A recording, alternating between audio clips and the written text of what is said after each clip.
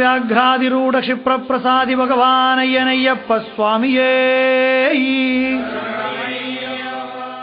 சுவாமியே சரணமையப்பா. சபரிமலை யாத்திரையுடைய முக்கியமான அங்கம் அல்லது யாத்திரையுடைய துவக்கம்னு சொல்லக்கூடிய பகுதி நம்ம இந்த மாலாதாரணம் அப்படிங்கிறது. இந்த மாலாதாரணத்திலிருந்து தான் சபரிமலை யாத்திரைக்கு நம்ம தயாராகிறோம்.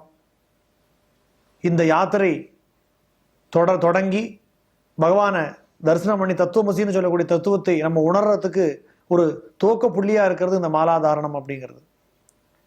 இந்த மாலை அப்படிங்கிறது பரம பவித்திரமான ஒரு விஷயம். சாதாரண மனிதனாக இருக்கக்கூடிய ஒருத்தனை இந்த மாலை கழுத்தில் விழுந்த உடனே அவனும் ஐயப்பனா பார்க்கப்படுறான். அப்பேற்பட்ட தகுதியை கொடுக்கக்கூடியது இந்த முத்ர மாலை. இந்த முத்ர மாலை குறித்து பல பேருக்கும் பலவிதமான சந்தேகங்கள் உண்டு. இந்த மாலாதாரணம் எப்போ பண்ணணும், எத்தனை மாலைகள் அணியணும், யாரு கையால் அணியணும், இப்படி பல பல சந்தேகங்கள் இந்த முத்ர மாலையை பொறுத்த வரைக்கும். நான் ஏற்கனவே சொன்னது போல மண்டல விரதம் தொடங்கிறதுக்கு முதல் நாள் இந்த மாலைகள் அணியணும்.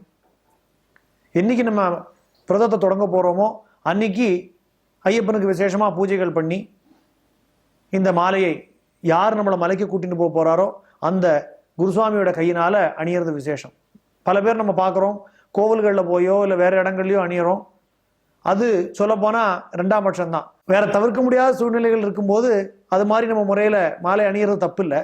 ஆனால் எந்த குருசாமியோட மலைக்கு போகிறோமோ அவர் கையால் மாலை அணியறதோ இல்லை அதை காட்டிலும் உத்தமமான ஒரு முறை தன்னுடைய பெற்ற தாயின் கையினால் மாலை அணியறது. ஏன்னா தாய் தகப்பனாருக்குத்தான் முதல் ஸ்தானம் இந்த சபரிமலை யாத்திரையை பொறுத்த வரைக்கும். நான் நேற்றுக்கு சொன்ன கதையில நீங்கள் கேட்டிருப்பேன். அப்பா அம்மாவுடைய அனுமதியை பெற்றுதான் சபரிமலை யாத்திரைக்கு நம்ம போனோம்.